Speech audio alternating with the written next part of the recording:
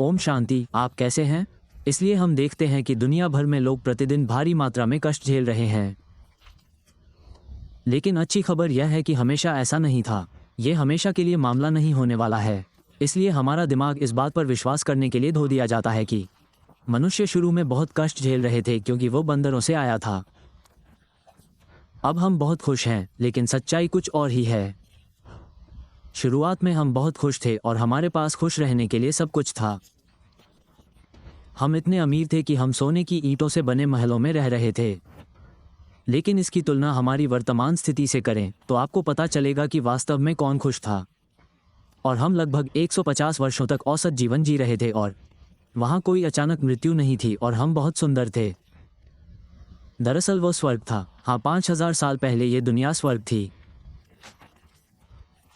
पहले 2500 वर्षों तक ये स्वर्ग बना रहा, फिर धीरे धीरे ये पहाड़ी बन गया। लेकिन और हम कल्प नामक इस 5000 वर्ष के समय चक्र को पूरा करने वाले हैं। अतः प्रत्येक कल्प के अंतिम 100 वर्षों के दौरान भगवान स्वयं आकर इस सत्य का ज्ञान देते हैं कि वास्तव में क्या हुआ था। तो स्वर्ग में, जैसा कि नाम से पता चलता है, हम स्पष्ट रूप से बहुत खुश थे क्योंकि इन पांचों आवाज़ों का कोई निशान नहीं था। क्रोध, लोभ, मोह और अहंकार, क्योंकि ये आवाज़ें ही हैं जो हमें और हमारे आसपास हर कोई दर्द और दुख महसूस करता है, परंतु उनके पास नहीं था। इन 5 दुर्गुणों का एक अंश दिया गया है। इसका कारण यह है कि वे शरीर के प्रति सचेत थे। क्षमा करें, वे शरीर के प्रति सचेत नहीं थे। वे आत्मचेतन थे, अर्थात वे एक दूसरे को आत्मा मानते थे। आत्मा भौहों के बीच एक छोटे से भंडार की तरह होती है। यही कारण है कि हम यहाँ तिल लगाते हैं। हिंदू यहाँ तक लागू होते हैं। इसलिए यह आत्मा है जो आंखों से देखती है, मुख से बोलता है, इस शरीर से सभी कर्म करता है। और स्वर्ग के निवासी, जिन्हें खजूर कहा जाता था, वे लगातार इस बात से अवगत थे। वे सब कहाँ चले गए? कई रिबॉट्स लेने के बाद भी वे कहीं नहीं गए। पहले 2500 वर्षों में वे नरक में पुनर्जन्म लेना शुरू कर देते हैं और शरीर अभिमानी हो जाते हैं।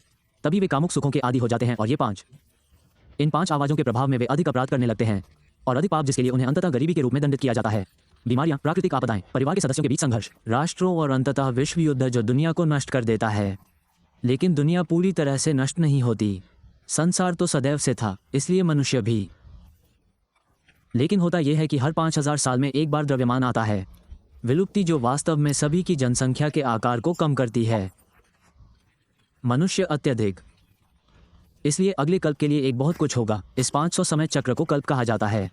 अतः प्रत्येक कल्प के अंत में व्यापक विनाश होगा, जिससे दुनिया का नवीनीकरण कम आबादी के साथ होगा और दुनिया होगी। पृथ्वी इतनी उपजाऊ होगी कि उस पर पौष्टिक और स्वादिष्ट दोनों तरह के खाद्य पदार्थ उगेंगे। तो और लोग इतने सुंदर होंगे। आजकल के लोगों की तुलना में वे इतने दिव्य गुणों से भरे हुए हैं। ये परिवर्तन कैसे संभव है? इसीलिए भगवान आते हैं, वो एक बूढ़े आदमी के शरीर में प्रवेश करते हैं और हमें दिव्य गुणों से भरकर दिव्य प्राणी बनाने के लिए। परमेश्वर कहते हैं कि हम पहले 2500 वर्षों तक दुखी नहीं थे। ऐसा इसलिए क्योंकि बुद्धि का मन पर प्रभुत्व था।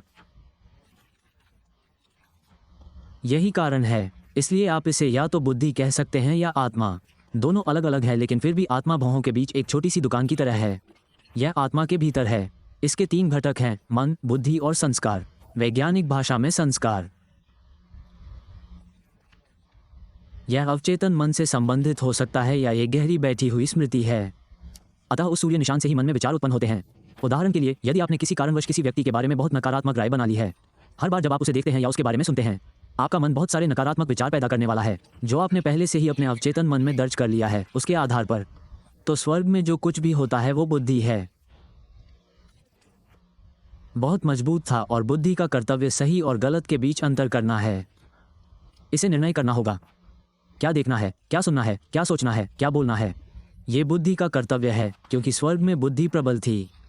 सब कुछ ठीक था, जबकि हम एक दूसरे के साथ बातचीत कर रहे थे। हमारी बुद्धि हमारे मन को केवल आत्मा को देखने का आदेश देती है, शरीर को नहीं। तो ये पहली बार भी जारी रहा।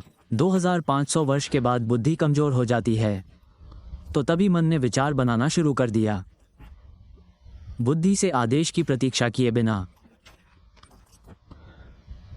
इसलिए स्वर्ग में रहते हुए, जैसा कि मैंने पहले ही कहा था, वहाँ काम, क्रोध, मद, मोह और अहंकार का कोई निशान नहीं था।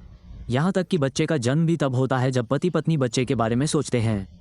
इसलिए बच्चा सेक्स के माध्यम से नहीं होता था जैसा कि अब होता है। इसलिए वे तिथियां या स्वर्ग का निवास या अस्तित्व हिंदुओं द्वारा अभी भी नवीनतम के रूप में पूजा की जाती है, क्योंकि वे इतने शुद्ध थे। जब आत्मा शुद्ध होती है तो जो विचार वो उत्पन्न करती है वो उसी क्षण घटित हो जाता है। तो ऐसा नहीं है। शुद्ध मेरा मतलब है कि यह कोई बेकार विचार या नकारात्मक विचार या दुष्ट विचार पैदा नहीं करता है। ये पहले 2500 वर्षों तक केवल सकारात्मक और शक्तिशाली विचार ही उत्पन्न करेगा। इसलिए किसी भी स्पर्श को बनाने से पहले उसे बुद्धि की अनुमति लेनी पड़ती है। तो पहले तो बुद्धि के प्रति इतना आज्ञाकारी था 2500 वर्ष, क्योंकि बुद्धि बहुत शक्तिशाली थी। 2500 साल बाद क्या होता है कि यह धीरे धीरे कमजोर हो जाता है, इसलिए दिमाग कमजोर होने लगता है। बुद्धि से अनुमति की प्रतीक्षा किए बिना विचारों का सृजन करना, यह ऐसा है जैसे बुद्धि ने वैसा ही किया है, आत्मा ने भी वैसा ही किया है, इसलिए आत्मा ने भी आंख मूंद ली है। मन द्वारा निर्मित विचारों का अनुसरण करता है, इसलिए मन विचारों पर आधारित विचार बनाता है। वो जो कहता है, जो सुनता है, उस पर निर्भर रहता है, बिना यह निर्णय लिए कि वो सही है या गलत। ये बात रामायण में स्पष्ट रूप से चित्रित की गई है। यहाँ तक कि टेलीविजन धारावाहिकों में भी आप इसे पा सकते हैं। यदि संभव हो तो आप इसे अपनी भाषा में देख सकते हैं। तो वास्तव में रोमन वासना के अलावा कुछ नहीं है। क्रोध, लोभ, मोह और अहंकार ये पुरुष और स्त्री दोनों में मौजूद है, जिसे संयुक्त रूप से 10 सिर वाला रोवेन कहा जाता है। लेकिन रमन के अनुसार वे दिखाते हैं कि रावण कुबेर का छोटा भाई था, तो कुबेर स्वर्ग पर शासन करते थे। लेकिन रोबेन लालची हो जाता है। आमतौर पर यह बड़ा होता है जो राजा का दर्जा रखता है, लेकिन छोटा भाई लालची हो जाता है, इसलिए वह अपने बड़े भाई कुब्रान को उखाड़ फेंकना चाहता है। इसलिए वो युद्ध करना चाहता है, इसलिए वो स्वर्ग में प्रवेश करने की कोशिश करता है, जिसकी रक्षा एक सेवक द्वारा की जाती है। वो रावण को स्वर्ग में प्रवेश करने से मना कर देता है और रावण कहता है, तुम्हारा राजा कुबेन व्यस मेरे हर आदेश का पालन करने वाला है। यदि तुम मुझे अंदर नहीं आने दोगे तो मैं तुम्हें मार डालूंगा। और वो संरक्षक को मार देता है। वास्तव में रक्षक कोई और नहीं बल्कि बुद्धि और कौवा है। वे 5 विकार हैं जो तब अस्तित्व में आते हैं जब हम शरीर के प्रति जागरूक हो जाते हैं। इसलिए अब वो विचारों को बनाने से पहले बुद्धि से अनुमति नहीं लेता। अतः विचारों के माध्यम से ही हम कार्य करना शुरू करते हैं। बोलना शुरू करो। और रोवन भी कहता है, स्वर्ग शक्तिशाली लोगों का है, तुम्हारे जैसे कमजोरों का नहीं। तो वो वर्तमान आत्मा और संरक्षक का प्रतिनिधित्व करता है जो था। स्वर्ग या स्वर्ग के द्वारपाल के बारे में सोचना बुद्धि है। इसलिए जब बुद्धि बन जाती है, रावण स्वर्ग में प्रवेश करता है और आत्मा को मार डालता है, और तब स्वर्ग नरक बन जाता है। और जब कुबेर अपने रथ पर चढ़ने की कोशिश करते हैं, उसके उड़ते रथ पर, रॉबिन ने उसे ऐसा करने से मना किया, ये कहते हुए कि यह अब उसका नहीं है। तो पुष्प विमान नामक उड़ने वाला रथ वहाँ था। क्या स्वर्ग में यात्रा का यही तरीका है? लेकिन अब हम इसे कहीं नहीं देखते। ऐसा इसलिए है क्योंकि जब हम अपने मन पर नियंत्रण खो देते हैं, अब हम में उड़ते रथ पर सवार होने की शक्ति नहीं है, क्योंकि यह हमारे विचारों के आधार पर संचालित होता है। हमारे विचार नकारात्मक या दुष्टता से रहित होने चाहिए। विचार या विचार थे कि हम उन चरित्रों को लिखने में सक्षम हों। तो इस तरह हम उन उड़ने वाले रथों की तकनीक खो देंगे। लेकिन खैर, अच्छी खबर यह है कि हम इस कल्पा के अंत में हैं। ये संसार शीघ्र ही स्वर्ग में नवीनीकृत होने वाला है। यही कारण है कि लोग या वैज्ञानिक उड़ने वाली मशीनें बनाने को लेकर बहुत गंभीर हैं। सीएस जिसे जल्द ही पुष्पक विमान नामक उड़ने वाले रथ में परिवर्तित किया जाएगा। अतः ये तभी संभव है जब हमारी बुद्धि मन पर अपनी शक्ति खो दे। हम उससे पहले ही दुख झेलना शुरू कर देते हैं जब हमारी बुद्धि बहुत शक्तिशाली थी। दुनिया के किसी भी हिस्से में दुख का नामो निशान नहीं है, और अब हम दुख के चरम पर हैं। लेकिन फिर भी अच्छी खबर यह है कि भगवान आ गए हैं और उन्होंने हमें आत्मचेतना प्राप्त करके दुख से बचने का मार्ग दिखाओ। इसलिए अब हमें बस इतना करना है कि हम खुद पर विचार करें, आत्मा बने और जितना संभव हो सके ईश्वर को प्रकाश बिंदु के रूप में याद रखें। इसलिए यह वो ईश्वर है जिसे मुसलमान अल्लाह कहते हैं। ईसाइयों द्वारा स्वर्गीय ईश्वर पिता और हिंदुओं द्वारा भगवान शिव। ईश्वर सभी के लिए एक ही है, और वह केवल एक बार आता है, वह है अंत में। और ईश्वर द्वारा दिया गया ज्ञान केवल एक है, जो सभी ब्रह्मरी ध्यान केंद्रों में बिल्कुल मुफ्त उपलब्ध है। क्योंकि वो ये ज्ञान देने के लिए एक वृद्ध व्यक्ति के शरीर में प्रवेश करता है, क्योंकि यह जैसे हम करते हैं तो वो एक बूढ़े आदमी में प्रवेश करता है। वो उस बूढ़े व्यक्ति का नाम ब्रह्मा रखता है जिसे आदम के रूप में चित्रित किया गया है बाइबल और कुरान में, क्योंकि हम पूरी तरह से शरीर के प्रति सचेत हैं। ऐसा माना जाता है कि शरीर तत्वों, विशेष रूप से मिट्टी से बना है। इसलिए भगवान हमें शरीर चेतना से आत्मा चेतना में उठाने के लिए आए हैं। बाइबल में इसे इस प्रकार दर्शाया गया है कि परमेश्वर आदम को मिट्टी से उठाता है, जिसका अर्थ है कि वो उसे शरीर चेतना से आत्मा चेतना में उठाकर, उनकी शिक्षाओं ने इसे इस प्रकार चित्रित किया है कि ईश्वर उन्हें जीवन में लाने के लिए अपनी सांस दे रहे हैं। तो पहले मामले में भगवान के पास सांस लेने के लिए शरीर नहीं है, लेकिन चूंकि यह जीवन के लिए बहुत महत्वपूर्ण है, इसलिए भगवान के लिए यह बहुत महत्वपूर्ण है। ज्ञान जो उसे भगवान बनाता है, किसी और के पास ये ज्ञान नहीं है। ये केवल तभी संभव है जब ईश्वर हमें ये ज्ञान प्रदान करें कि हम स्वयं को आत्मा मानना शुरू करें और सुनहरे लाल रंग के प्रकाशमय संसार में एक तारे की तरह ईश्वर को याद करना। क्योंकि आत्मा की दुनिया ऐसी ही दिखती है। जितना अधिक हम ईश्वर को प्रकाश बिंदु के रूप में याद करते हैं, हम आत्मचेतन बनते हैं।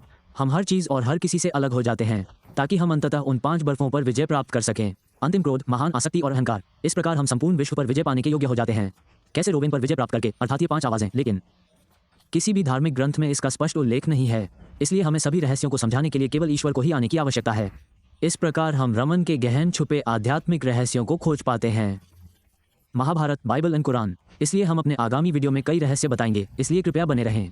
यदि आपने अभी तक चैनल को सब्सक्राइब नहीं किया है तो कृपया इसे अवश्य सब्सक्राइब करें और यदि आपने अभी तक इस वीडियो को सब्सक्राइब नहीं किया है तो कृपया इसे अवश्य लाइक करें। इस वीडियो को पसंद करें और आपके कमेंट का बेसब्री से इंतजार करें। इस वीडियो के बारे में अपनी राय व्यक्त करते हुए टिप्पणियां। ओम शांति। और आपको ये ज्ञान बिल्कुल निश्चित रूप से सभी में मिलेगा। ब्रह्मकुंभ ध्यान केंद्र, और आपको ये कई ऑनलाइन भी मिलेगा। वेबसाइट और यूट्यूब चैनल, हम उनमें से कुछ का विवरण नीचे दे रहे हैं, तो कृपया इसका उपयोग करें।